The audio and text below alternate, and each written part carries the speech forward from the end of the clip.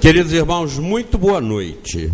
Nós estamos aí no Centro Espírita Friburguense. Hoje é dia 14 de outubro, mais um domingo em que nós estamos aí para estudar Espiritismo.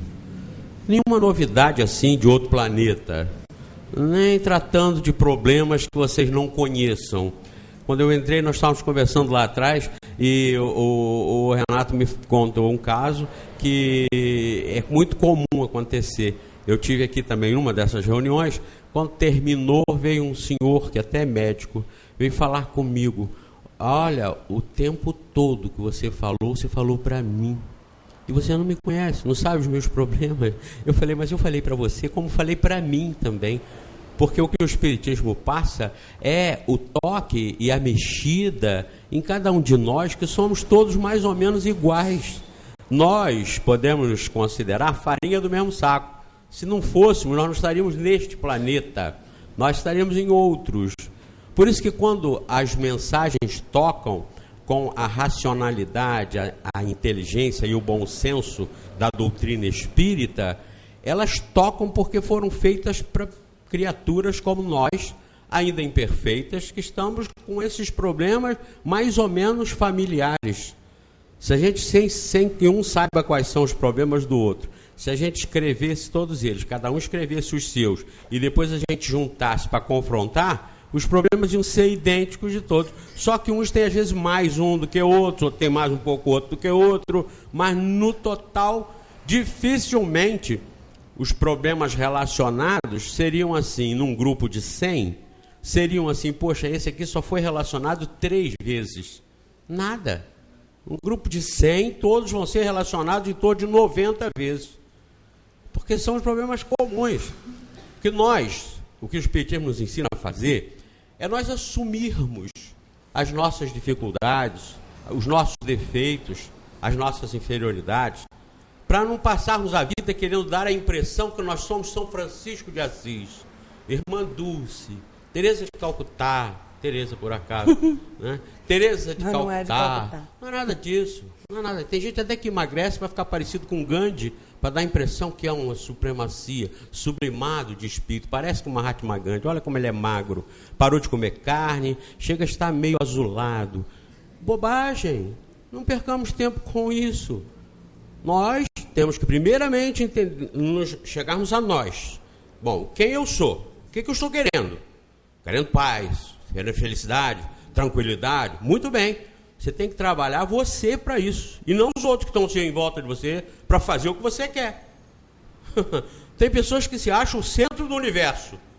Toda a família, todos os vizinhos, todos os mestres têm que estar à disposição dela, porque ela está com um problema, ou ela vai fazer isso ou fazer aquilo. Todos nós vamos fazer isso e aquilo. E se todos nós começarmos a achar o centro do universo, oh, coitado de Deus, teria que parar o universo para cuidar da gente. Não prestem atenção nisso. Isso é simples. Isso é simples.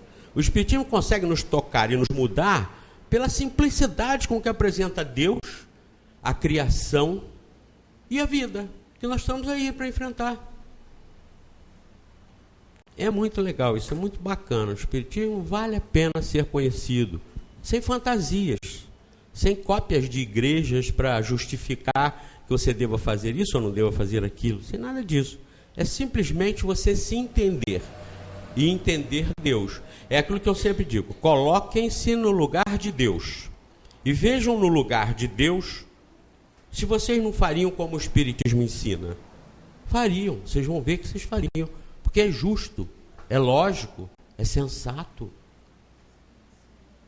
E a gente com isso melhora a vida, tem mais segurança na vida, não tem medo, não tem receio. E tem a responsabilidade, sim, de que nós todos vamos passar ou colher aquilo que nós estamos plantando. Eu tinha um pregado que dizia assim, neguinho não pode plantar milho e querer colher almôndega. Ele pensava que a almôndega era planta. Não pode plantar milho e querer colher almôndega. Quem planta milho vai colher milho. Quem planta feijão vai colher feijão. Quem planta o bem vai colher o bem. Quem planta bobagem vai colher bobagem. Quem planta tormento vai colher tormento. Quem planta egoísmo, inveja, vai colher os resultados de tudo que não serve. Então, Cada reunião dessa aqui, nós temos certeza que nós passamos a orientação e nós aprendemos com a fundamentação do Espiritismo, como ele foi mandado para a Terra, como ele foi codificado por Allan Kardec. Ele aqui não tem fantasias, não tem enxertias do que as cabeças acham e fazem diferente por aí afora, não. Então, nós sempre estamos tranquilos com relação a isso.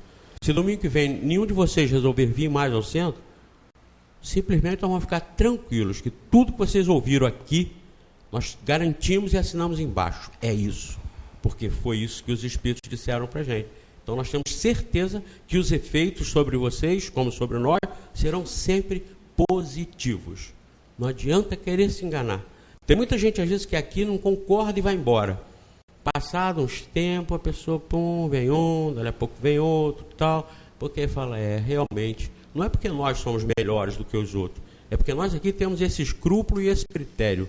Nós passamos a doutrina espírita como ela nos chegou através da codificação de Allan Kardec como terceira revelação. É isso que a gente tem que aprender. O resto analisa tudo, analisem tudo. Conhecendo o Espiritismo, vocês podem analisar tudo, da física quântica até a profissão dos carvoeiros. Analisem tudo.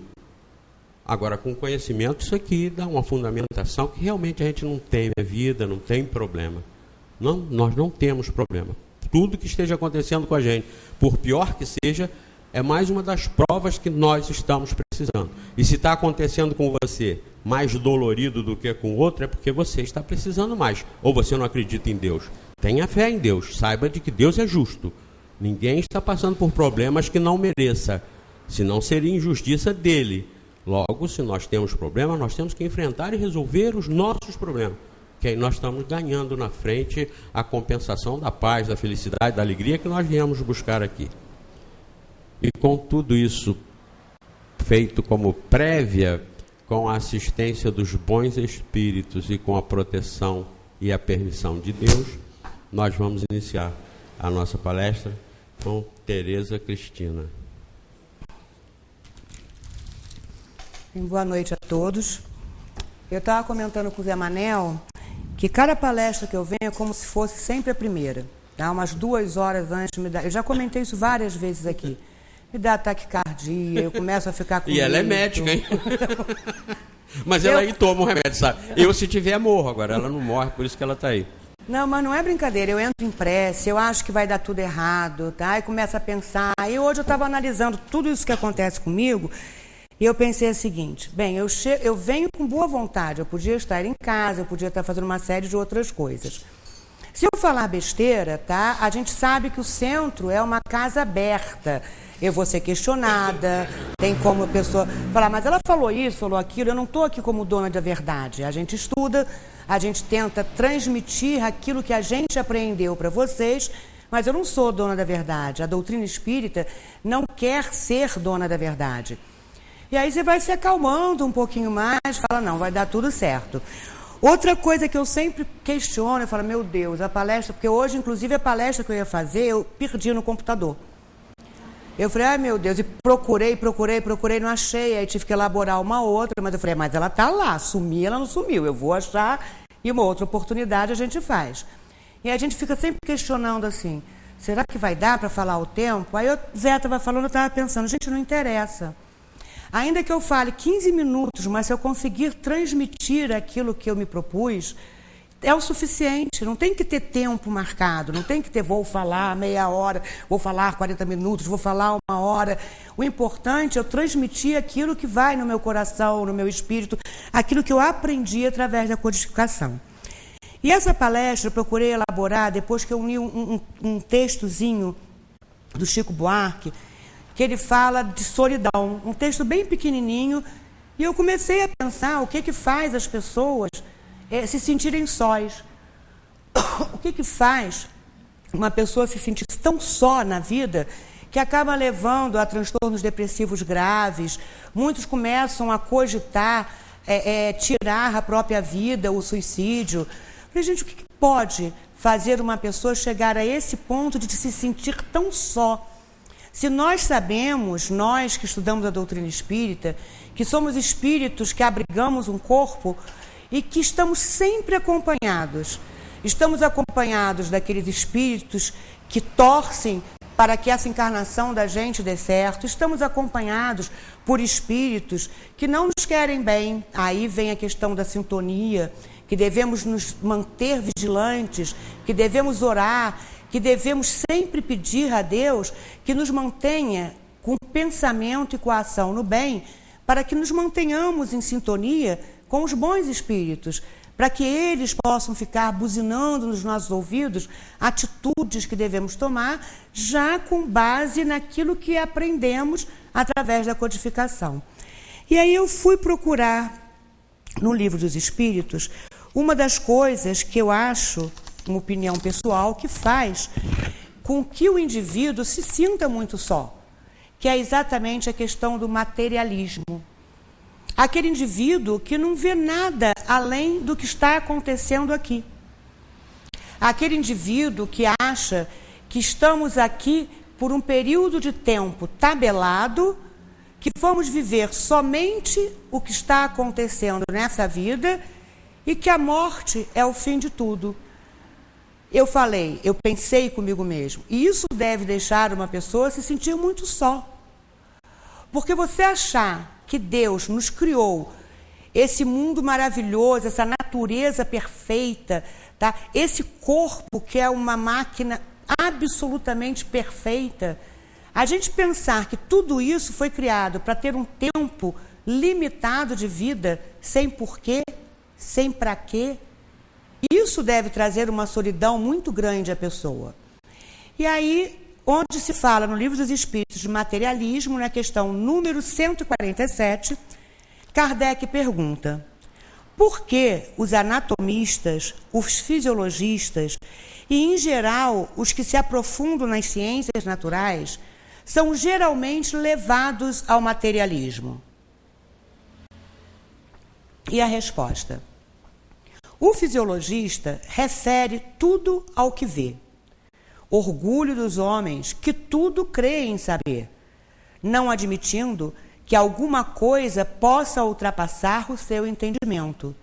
Sua própria ciência os torna presunçosos. Pensam que a natureza nada lhes pode ocultar.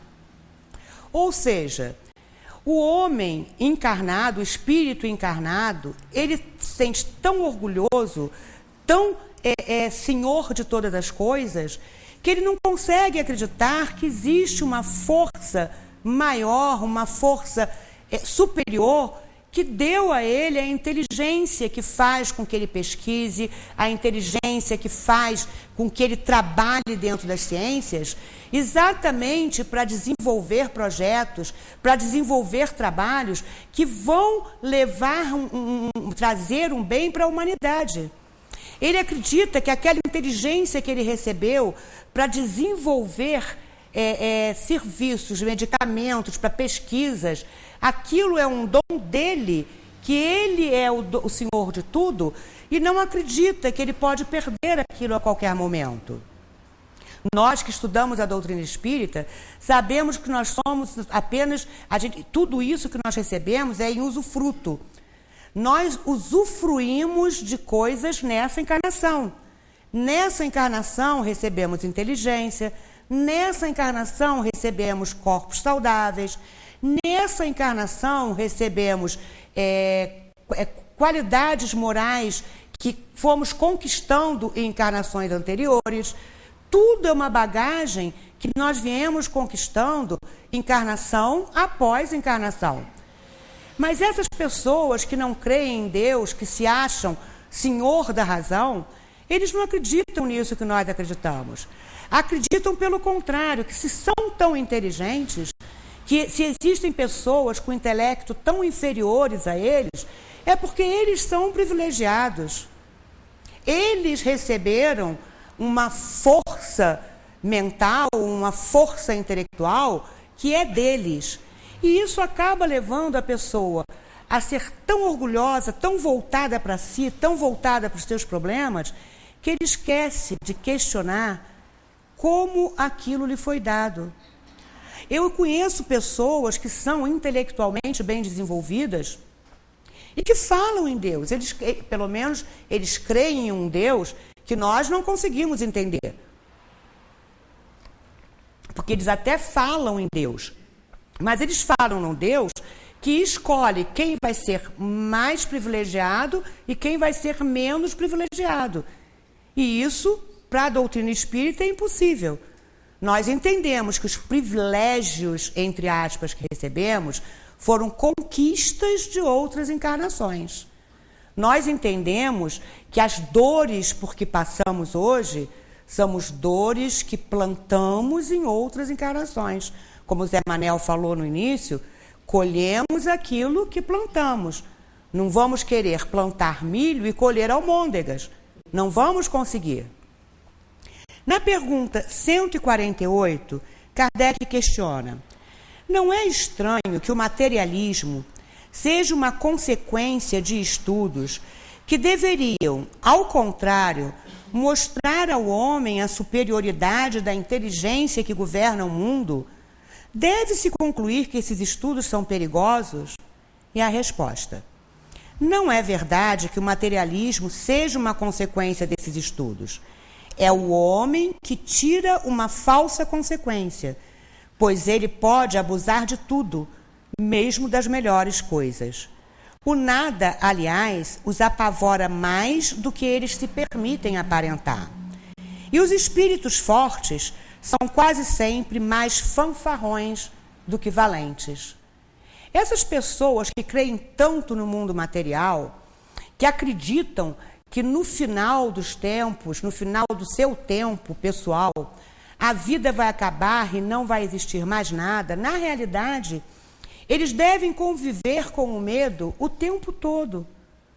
Porque você pensar no nada, você pensar no vazio, você pensar na escuridão, eu vou acabar, eu vou morrer aos 80 anos e tudo aquilo que eu construí ficou.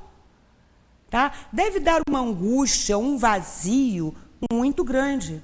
E isso acaba, é óbvio, levando à solidão. Levando à interrogação. Puxa, mas por que eu estou fazendo isso? Eu quero mais é ganhar dinheiro mesmo, a vida só serve para isso. Mas eu vou desencarnar, eu vou morrer, segundo eles, e vou deixar toda a minha família constituída. Eu vou morrer, vai ficar minha esposa, meus netos.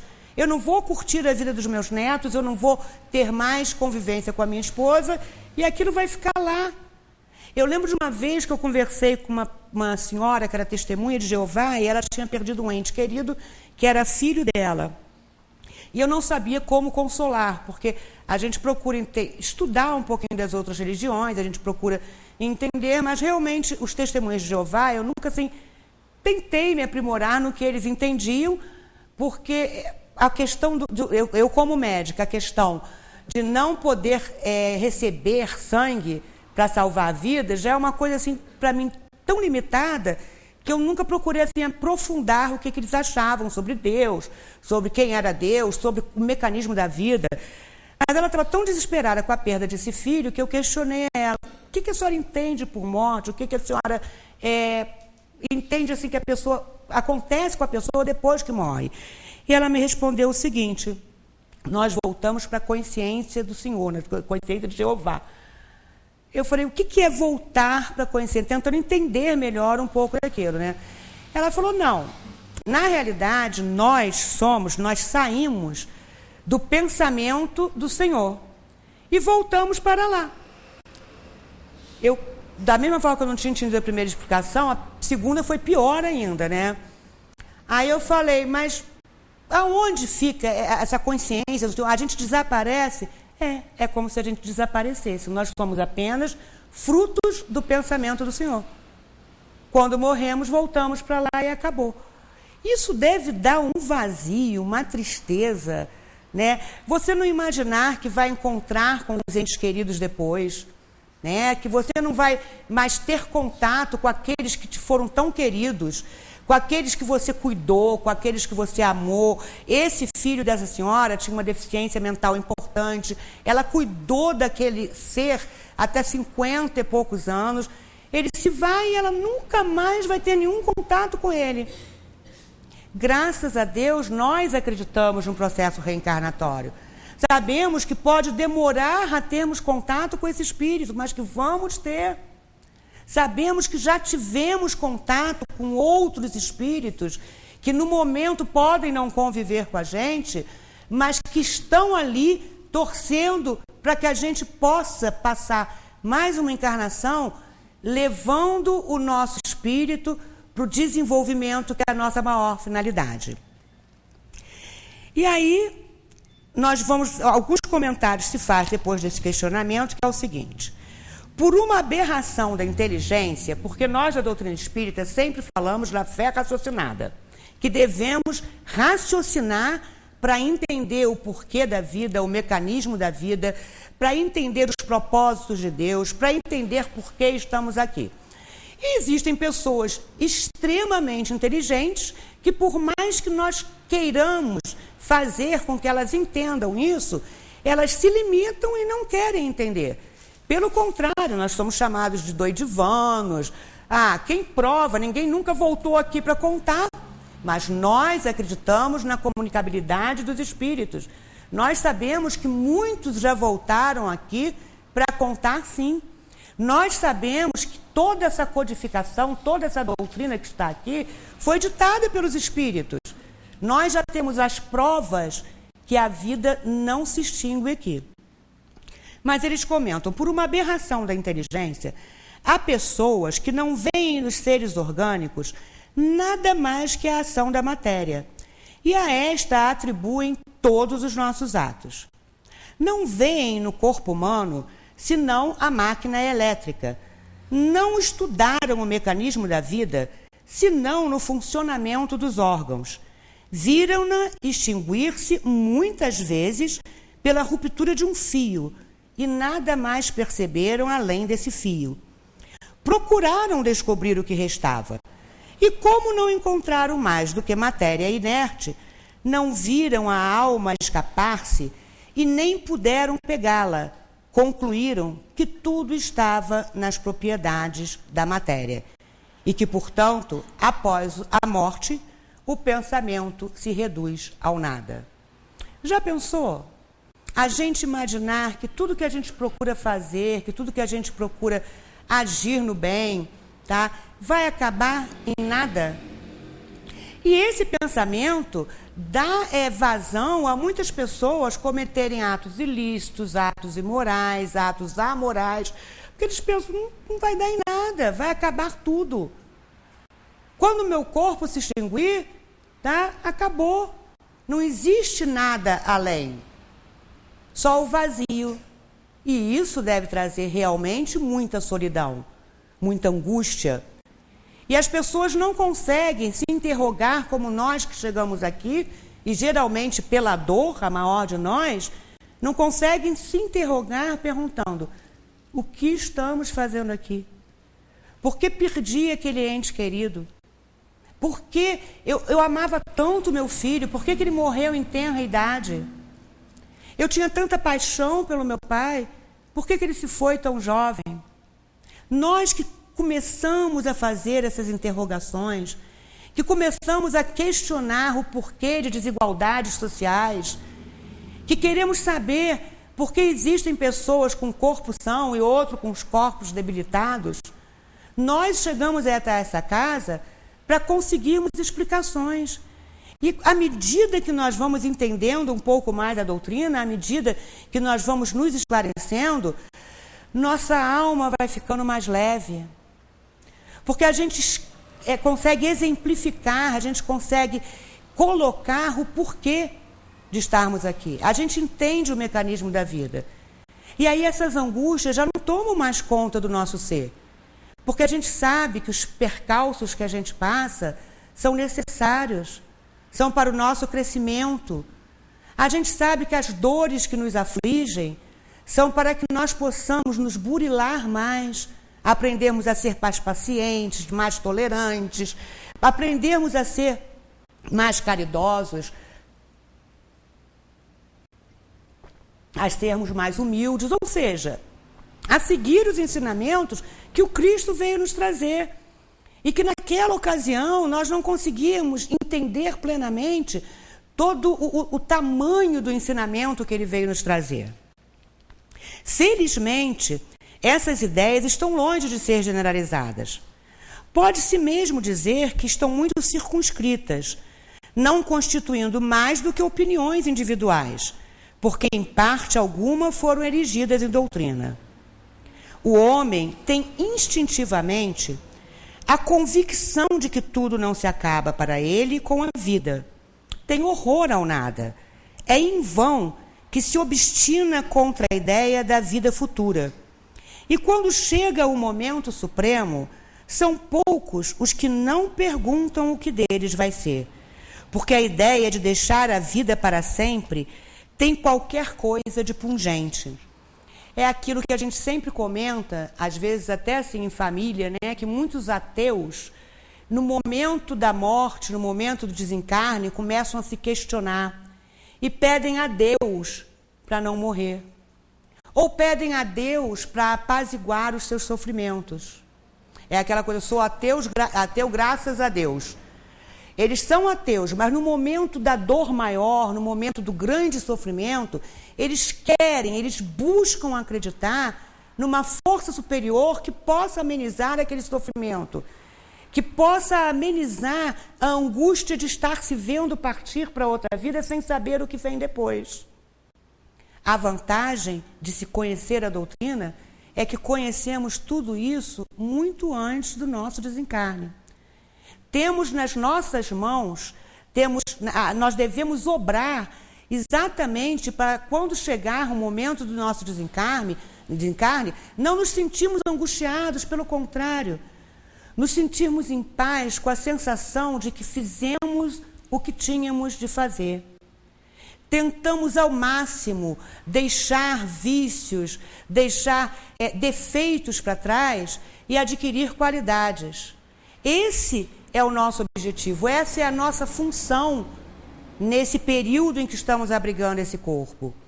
Tivemos contato com uma doutrina maravilhosa que nos esclarece, que nos tranquiliza, que apazigua a nossa alma, dizendo: você não vai ter fim, você é um espírito eterno.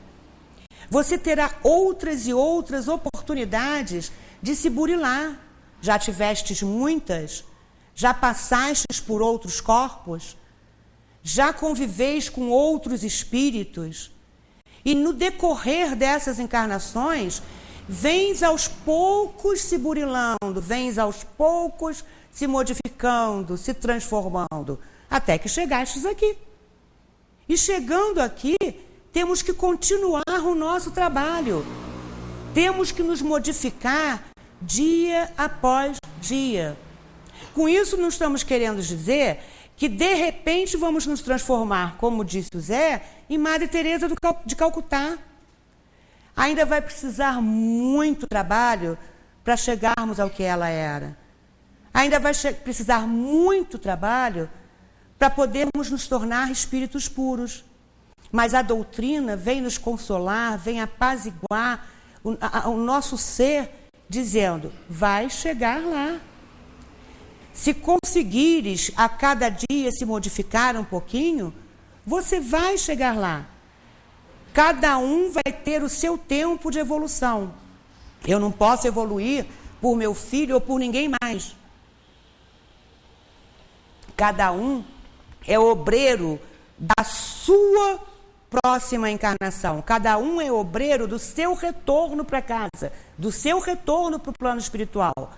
Mas temos o consolo de sabermos que vamos voltar e que todos nós, todos, sem exceção, vamos oportunidades após oportunidades.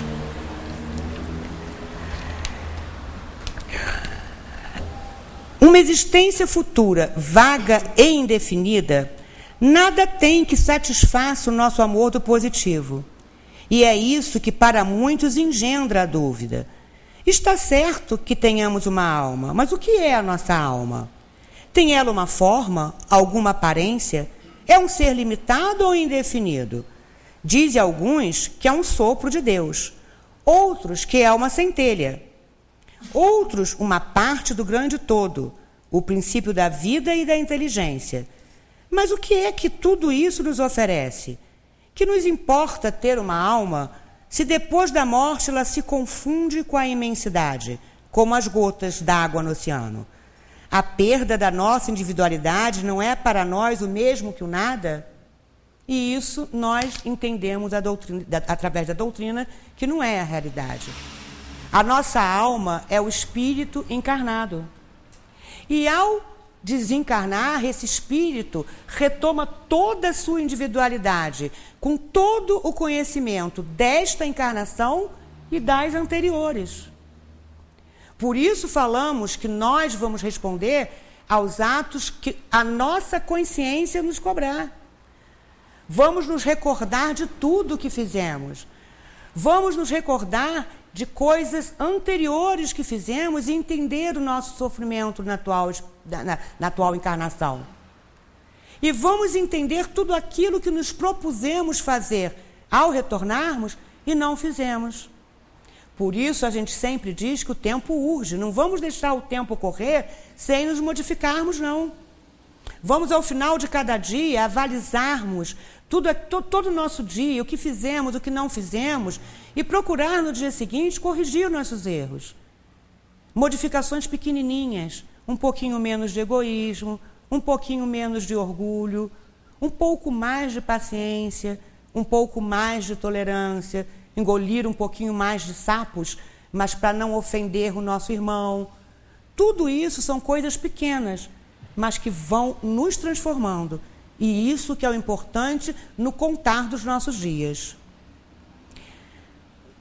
O Espiritismo é o mais poderoso auxiliar da religião. E se assim acontece, é porque Deus o permite. E o permite para reanimar as nossas esperanças vacilantes e nos conduzir ao caminho do bem pela perspectiva do futuro. E aí, no Evangelho segundo o Espiritismo,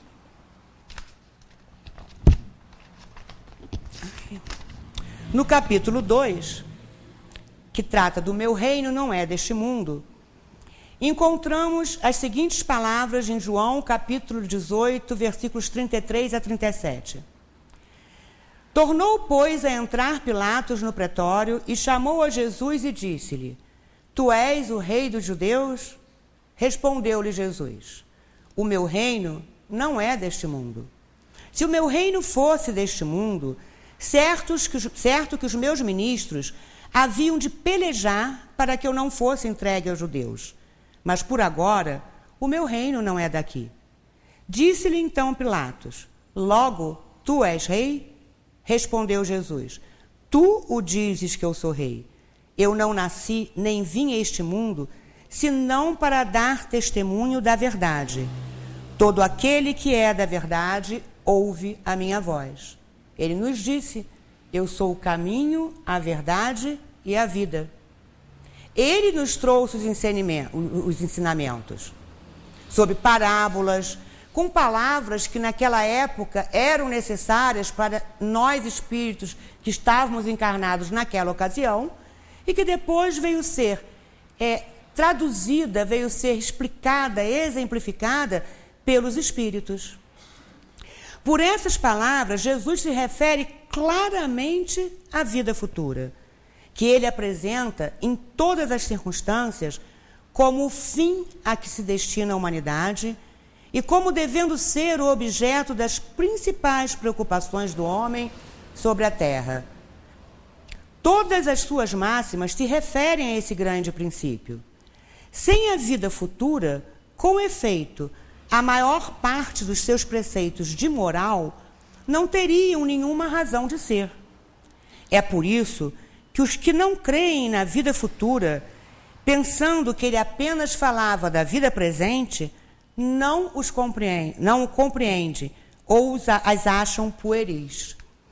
Quando a gente ouve as palavras de Jesus, sem que a gente acredite, tá, que nós vamos, ao desencarnar, ter uma vida pós-morte, quando a gente ouve as palavras de Jesus, sem que a gente acredite no mecanismo da reencarnação, e aí sim sabermos, entendermos, compreendermos que vamos chegar à semelhança do Pai, fica realmente difícil entender o que ele nos dizia. Por que eu vou amar ao próximo como a mim mesmo se eu tenho um tempo limitado de vida? Por que que eu vou procurar não roubar, não matar, se eu tenho um tempo limitado de vida? Se eu não acredito na vida futura, eu posso fazer tudo que eu quiser nesta vida. Mas nós que acreditamos que estamos aqui de passagem, nós sabemos que tudo realmente podemos, mas nem tudo nos convém. Nos convém tudo aquilo que for fazer que trilhemos o caminho do bem. Nos convém todas as atitudes e pensamentos que nos transformarem, que nos moralizarem, porque já sabemos que esse é o caminho da nossa evolução. A ideia clara e precisa que se faz da vida futura dá uma fé inabalável ao porvir. E essa fé tem consequências enormes sobre a moralização dos homens, porque muda completamente o ponto de vista pelo qual eles encaram a vida terrena.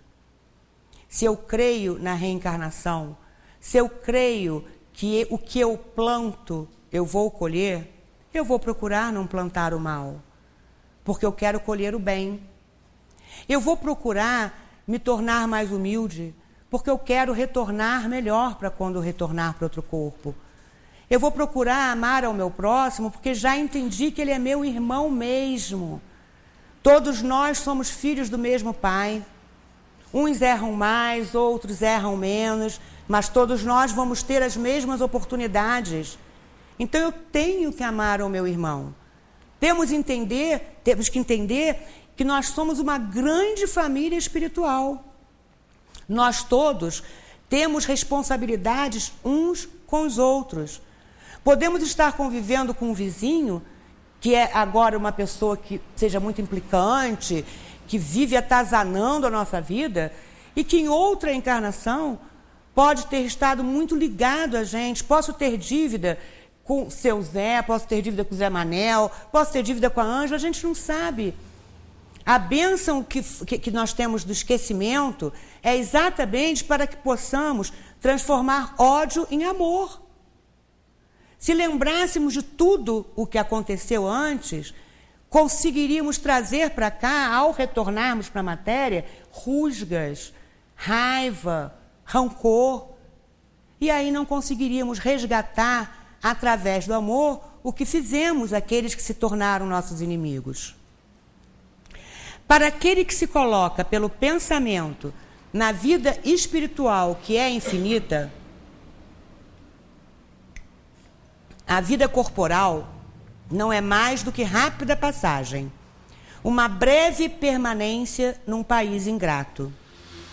As vicissitudes e as tribulações da vida são apenas incidentes que ele enfrenta com paciência, porque sabe que são de curta duração e devem ser seguidos de uma situação mais feliz. A morte nada tem de pavoroso, não é mais a porta do nada, mas a da libertação, que abre para o exilado a morada da felicidade e da paz.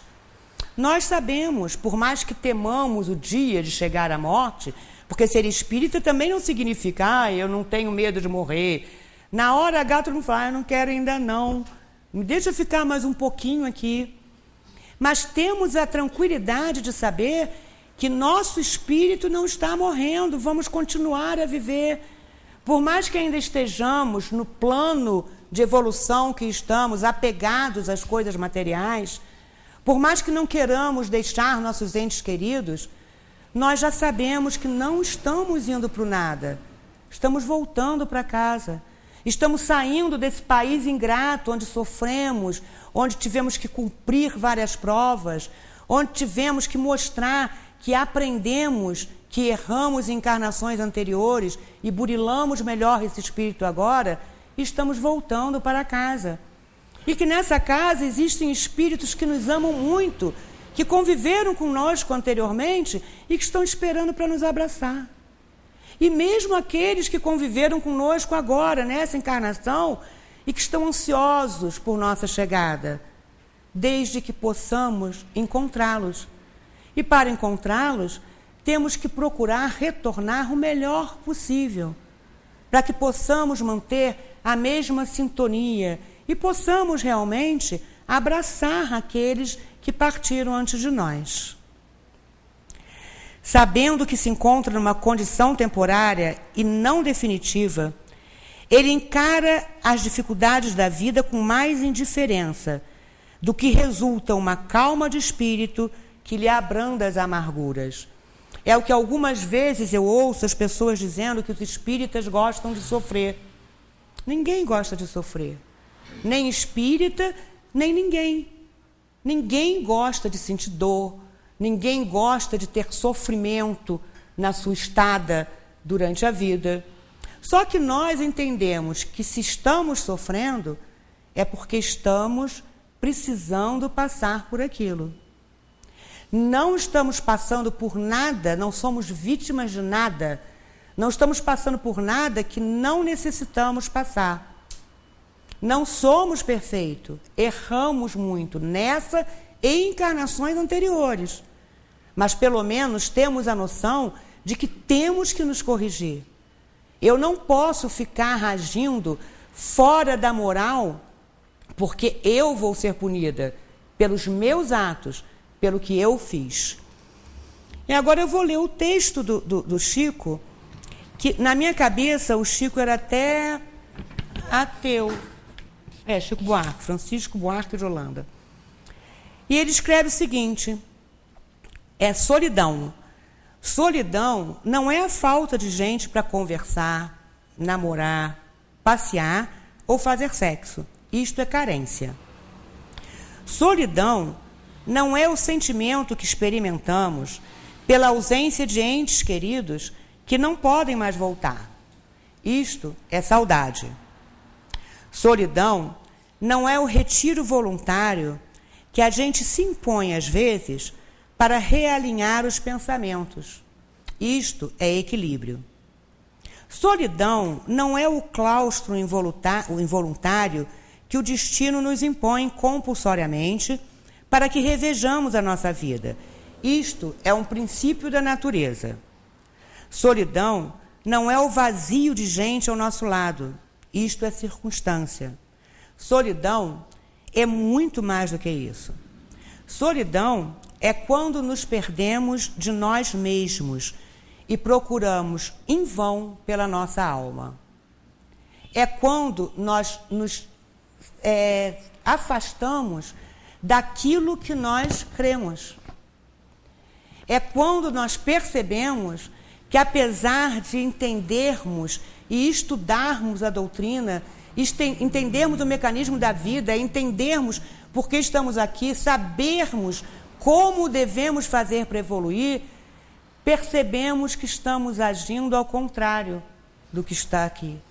Aí nos sentimos sós. Solidão é quando cometemos erros e, ao verificarmos isso, suplicamos a Deus que não nos permita mais cometer aquele mesmo erro e reincidimos, mesmo sabendo que nós já praticamos aquilo.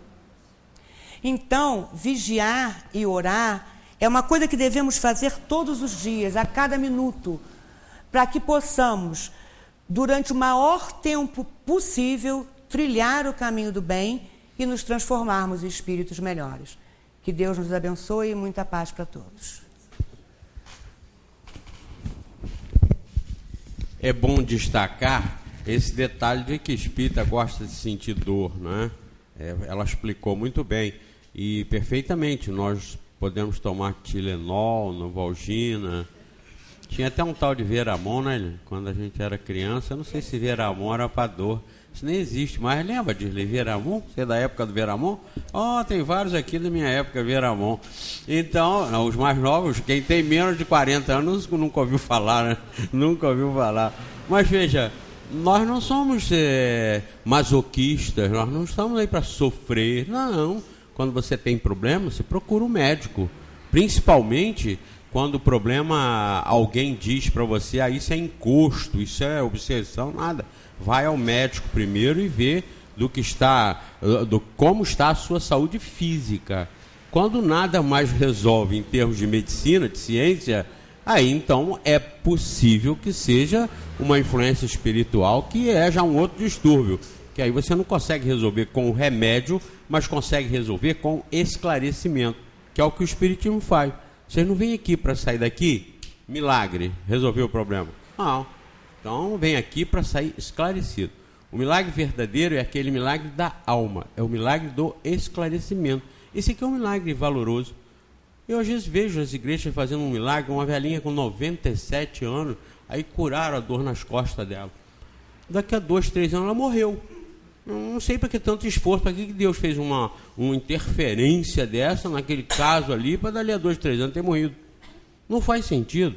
Milagre de corpo é bobagem. Eu conto até aquele caso, o cara que saiu do Rio Grande do Sul, foi até o interior da Amazônia, descobriu um pajé que curava um negócio que não tinha jeito em lugar nenhum. E ele foi, viajou de avião, de caminhão, de automóvel, de charrete, e de jegue, de barco, e foi e conseguiu achar o pajé lá, o cara que resolveu o problema, o cara resolveu o problema dele. Ele voltou para o Rio Grande do Sul. Quando ele chega em Porto Alegre, depois de fazer todo esse sacrifício ao contrário, né? Chegou lá, que chega em casa, a família toda esperando, e ele que não andava, né? Já veio andando, correndo para entrar em casa, abraçar a pessoa, escorregou na entrada, caiu, deu com a cabeça num degrau da cozinha, morreu ali. Então não se iludam, não nos iludamos com esse negócio de milagre para corpo. O milagre é para alma, é para o esclarecimento. Porque nós, como ela argumentou esse tempo todo aqui, se nós estamos convencidos de que não vamos morrer, até porque a ciência diz isso. Tem um enunciado científico de um grande cientista e filósofo chamado Lavoisier.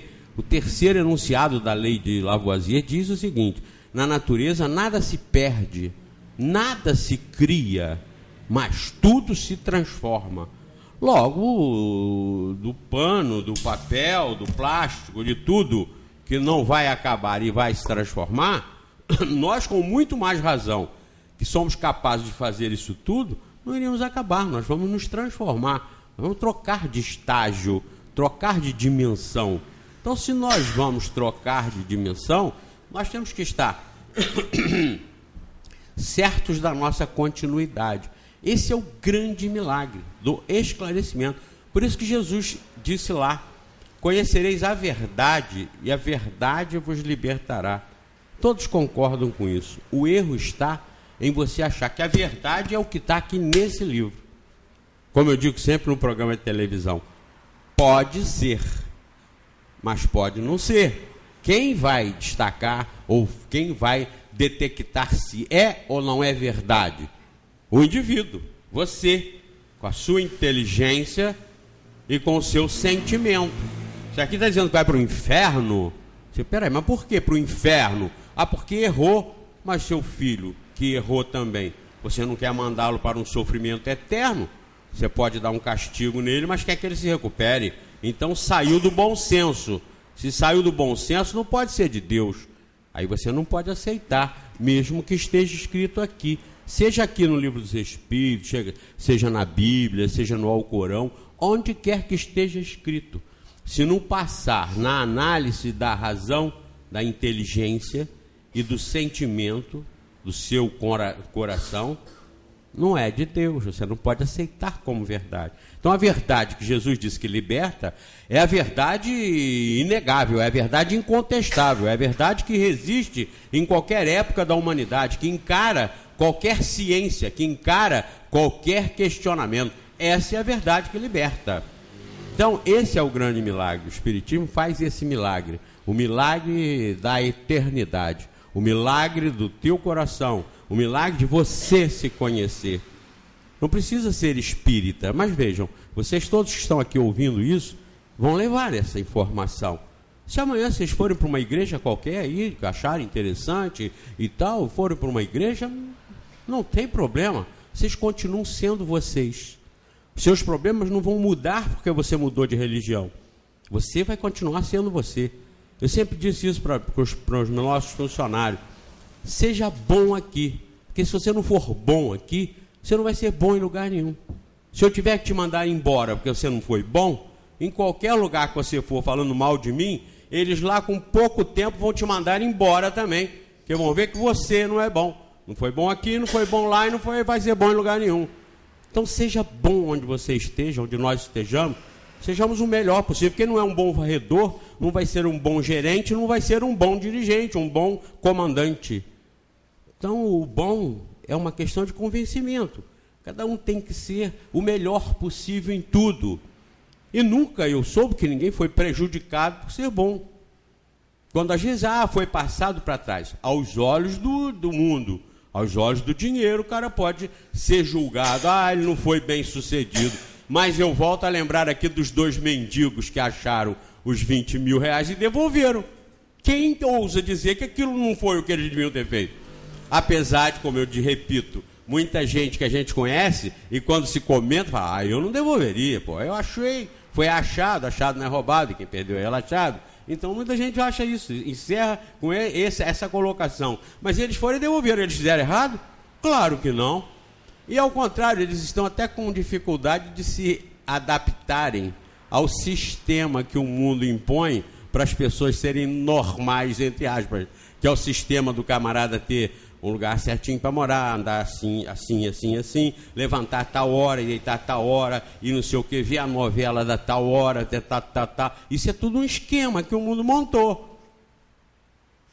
Mas que eles não estão se adaptando legal. Passou uma matéria muito boa na sexta-feira do Globo Repórter, né?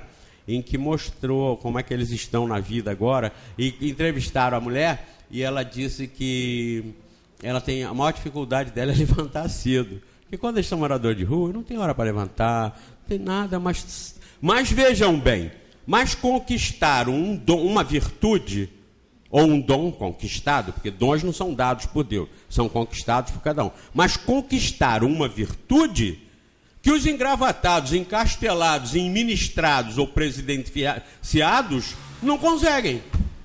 Muitas vezes, na maioria, que é a honestidade. É a honestidade, a honra. Quando perguntaram para ele, o que você aprendeu, conseguiu alguma coisa boa na rua, morando com essa vida, o que você conseguiu de bom? Ele parou assim, olhou para ela e falou, ela. Olha que bonito. E ela chorando, e ela emocionada o tempo todo, e ele mais duro. Mas olha que bonito. São 2 almas que não são daqui como nós. Nós, às vezes, somos infelizes a vida inteira correndo atrás de dinheiro, de posição social, de ter 2 apartamentos, 5 apartamentos, casa, mansão, avião, e morremos infelizes. Porque não conseguimos, às vezes, que ele conseguiu na rua. Não conseguimos honestidade, que eles conseguiram na rua. Com todo sofrimento, com toda privação, com toda humilhação, com todo abandono. Olha, que lindo, é ou não é lindo? À luz do Espiritismo, isso é o sucesso do Espírito, que não foi colocado ali pela primeira vez, não foi criado por Deus e jogado na rua, o que seria uma injustiça, uma aberração. Foge ao bom senso, aí foge à verdade, foge ao bom senso. Deus criar e jogar na rua, jogar no Haiti, jogar na Somália, jogar em Serra Leoa, jogar no Nordeste abandonado.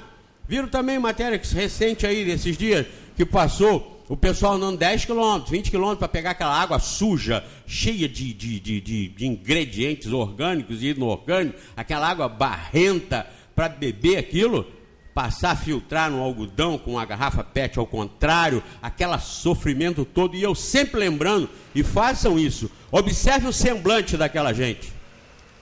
Dificilmente você vê um sério, fechado e revoltado, todos sorrindo. Às vezes um dente na boca só, mas estão sorrindo. Não são espíritos que foram criados pela primeira vez e jogados ali por Deus, um Deus cruel. Vai para aí, e ainda com incumbência de ir para o céu. Como? Para o céu? Ele não vai ter nem tempo de pensar em céu, nem tempo de pensar em Jesus, em religião, em coisa nenhuma. É jogado ali, porque são espíritos velhos, que estão aquilo ali das últimas provas, porque eles estão passando e estão sendo aprovados. Estão saindo dali para mundos melhores. Volta a lembrar, e olhem que encaixe. Se aqueles 2 mendigos de rua que devolveram os 20 mil reais, que lhes fazia falta, não? Hein? Quem é capaz de dizer que aquilo não servia para eles? Eles só tinham um colchão na rua, debaixo do viaduto, viram? Um colchão no chão, e uns papelões, e umas roupas velhas. Era o patrimônio deles. Então 20 mil não ia fazer falta para eles. E eles não roubaram aquele dinheiro, eles acharam. Imagine aqueles dois reencarnados como 2 ministros ou como presidentes. O que eles iriam fazer?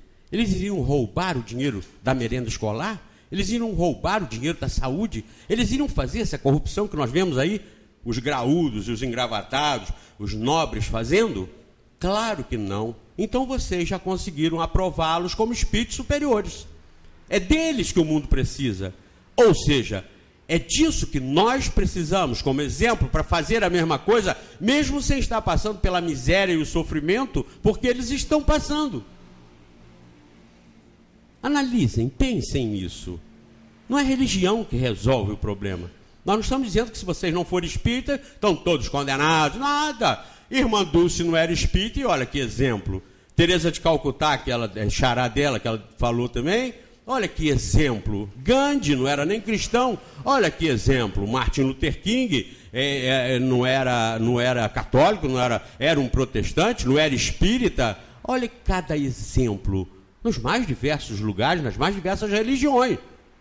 O Espiritismo ajuda esclarecendo isso, mostrando que nós todos somos irmãos. Independentemente de religião, nós temos os mesmos compromissos com Deus. E teremos os mesmos resultados perante Deus, façamos o bem aqui ou em qualquer religião delas. E façamos o mal aqui ou em qualquer uma delas. Nós seremos beneficiados pelo bem ou seremos punidos pelo mal. Com a mente clara, nós estamos sendo elucidados pela doutrina espírita. Olha que religião legal, que religião bacana. Quanto é que vocês estão pagando para sentar aqui? Quanto é que vocês estão sendo coagidos a fornecer, a doar alguma coisa? Absolutamente nada. Então vejam que legal. Aqui está o espiritismo todinho, inteirinho. Nada de encruzilhada, galinha preta, vela, farofa, que as pessoas chamam de espírita por culpa do próprio movimento espírita, que ao invés de estudar o espiritismo, que resolve o problema do mundo, misturou o espiritismo com o catolicismo, protestantismo, umbanda, quimbanda, candomblé, misturou com o marxismo, com o leninismo, misturou com tudo e botou lá fora com o nome de espírita. Recebe espírito, é espírita. Saiam fora disso. É aqui no Centro Espírita Friburguense, nós fazemos essa filtragem. Nós fazemos essa iluminada para vocês entenderem. Espiritismo é só isso aqui. Então, a partir desse conhecimento, nós somos muito mais nós somos muito mais seguros e tão tranquilos a ponto de podermos sair daqui e nunca mais voltarmos. Que nós, do Centro Espírita Friburguense, que somos os dirigentes, estaremos tranquilos de consciência limpinha, sabendo que passamos o que devíamos passar, e vocês, onde quer que estejam, nunca mais esquecerão de que aqui está uma boa solução, uma boa informação. Falo isso para os meus filhos. A maior herança, a única herança importante que eu vou deixar para vocês é o Livro dos Espíritos. Então cada um tem o seu Livro dos Espíritos. Não se preocupem com o resto. Aqui está a explicação de porquê, para quê e como. Quem somos, de onde viemos e para onde vamos. Conhecendo isso, pronto. Não há herança melhor que se possa deixar para alguém, não é?